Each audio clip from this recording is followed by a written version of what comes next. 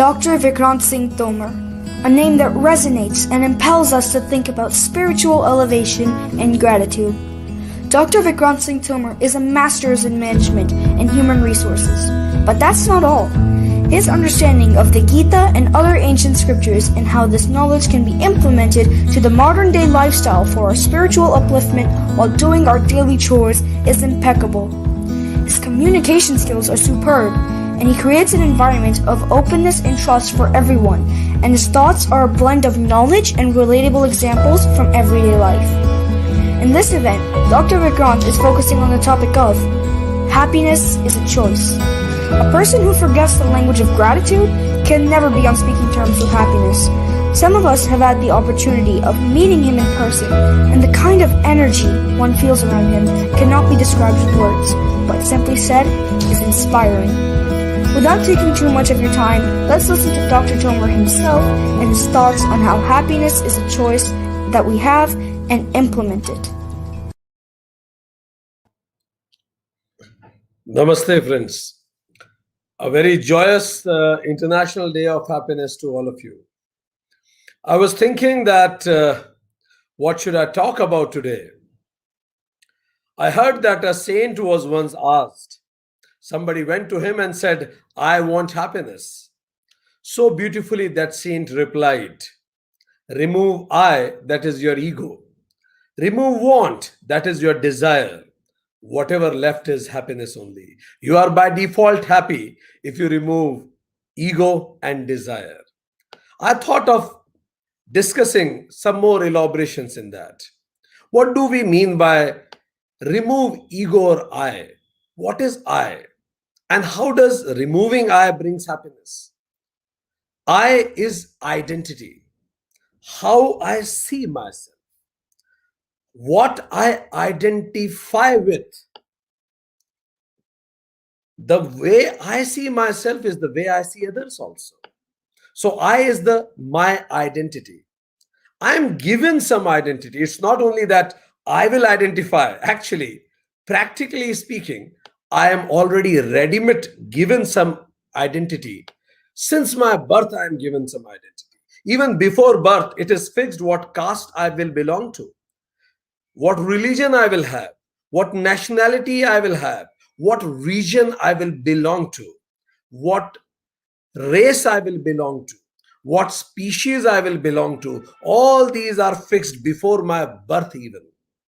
And gender and color of skin will be decided at the moment of birth. And few more identities. But there are many ready-made identities already given to you. Now what happens? Look how life unfolds. If I am born in Arab, I will be called as an Arab. And then I will say I am an Arab. And then I will be told the stories of Israelis' atrocities on me. Me means Arab. And how bad those Israelis were. How they encroached our land and how many people they killed. And then in a very early age, I will conclude that Israelis are bad because they did wrong to us.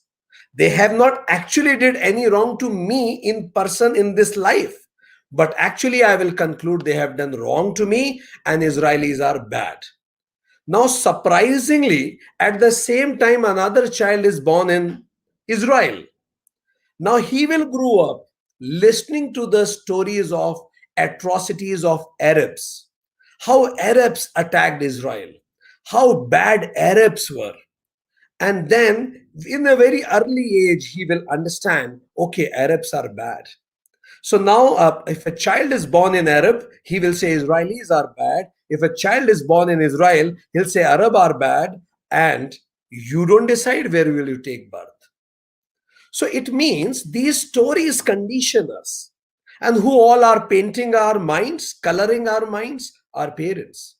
Books of history. They are written, rewritten again and again by the victorious people. TV. Media.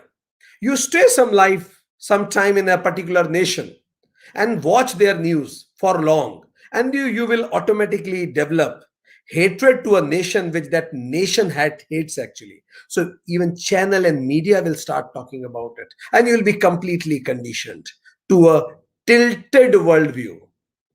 You are given a ready-made friends and foes, and we see world as we are. If I am Arab, I will certainly don't like Israelis, and this is how it will go, and it may culminate into a world war even. We don't decide where we are born, but still we have those limited identities. The crack we see in the world at times is the crack on our own glasses. And that leads to competition, jealousy, superiority or inferiority complexes, fear, insecurity, and what not. This is what is I. So, what is the solution? Solution is very simple: rise in consciousness, rise beyond these limited identities.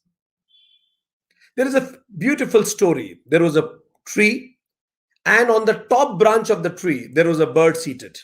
In the middle branch, there was a squirrel.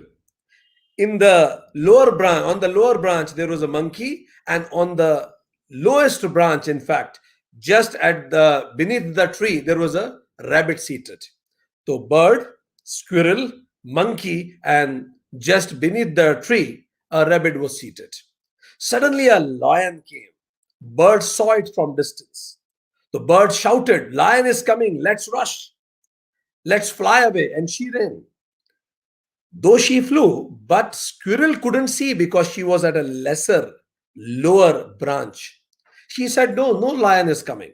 But after a couple of minutes, even squirrel could see the lion is coming. She also shouted, "Lion is coming," and she also ran. But monkey couldn't see because he was again at the lower branch.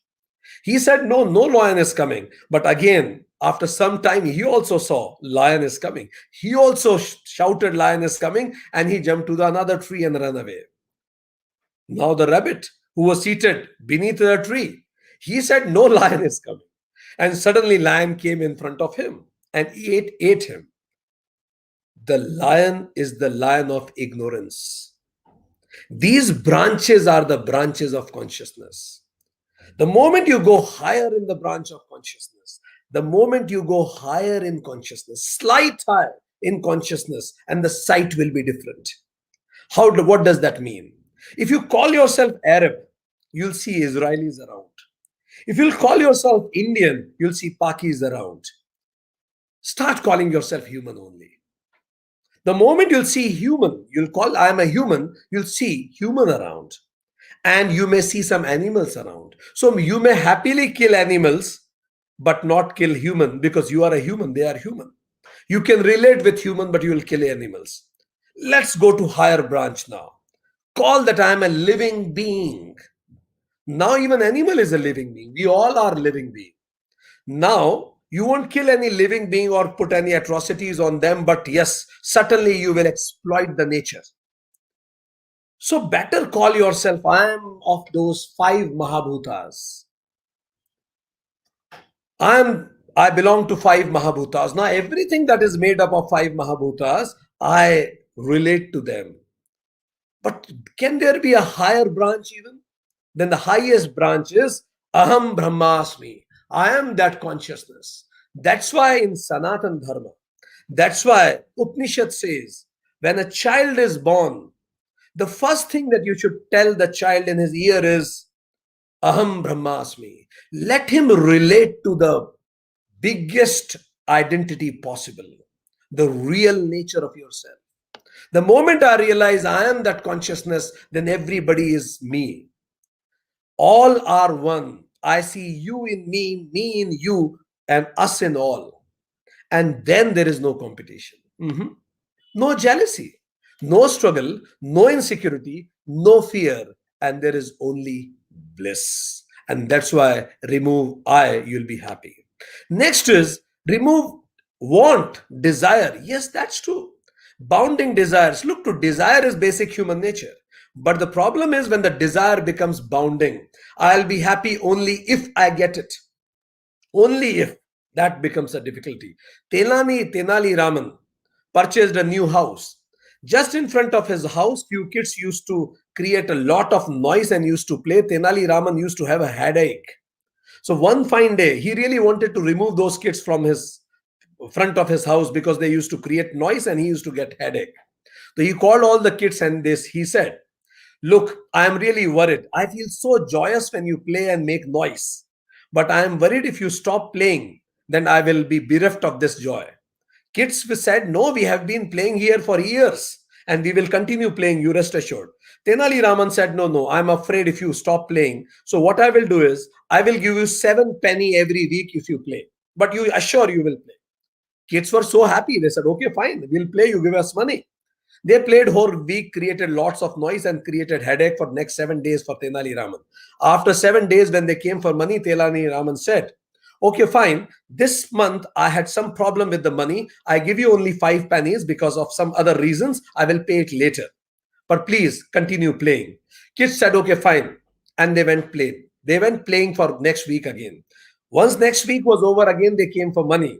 Tenali Raman again joined hand and said, I'm so sorry, but this month I had to send some money to my place also. So I could not get much money left with me. I can give you only 5 pennies this time, but please only 3 pennies this time, but you please play.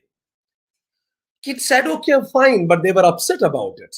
Kids said, look, you are breaking your promise. Tenali Raman said, next time I won't. And then finally, third week again they played, and when they came for money, Tenali Raman said, look, this time I can only give you 2 pennies because for some or the other reason. Kids were so upset. Kids said, nobody will play for 2 pennies for a week. We are not at all going to play. First you pay us 7 penny, then only we will play. Otherwise we are leaving this place. We are not playing. And they left. They stopped playing. This is not the story of the kids. This is our story. We used to be so happy when we were kids. But then we started playing for those petty pennies. These pennies may be called with different names. Some call it recognition, respect. Some call it money. Some call it power, position, placement, or whatever you call it. But the moment you start playing for money, you lose your happiness. So the most important thing is, don't work for happiness. Work with happiness. If you're working for happiness, the day will never come when you'll achieve it. But if you're working with happiness, even the journey will be beautiful and you won't have any longing for the destination at all. And that's why that saint said beautifully that that is ego. Remove those bounded desires and you'll be happy. Connect to Aham Brahmasmi, supreme reality, absolute reality in your true nature. You will find whole world is you. Remove that want that will make you perpetual beggar. Accept things and go beyond these bounding desires and work with happiness rather than for happiness, and your life will be completely happy. Thank you very much. Have a joyful this day and coming year ahead. Thank you very much. Namaste. We thank Dr. Vikrant Singh Tomar for an excellent session. Thank you so much, sir.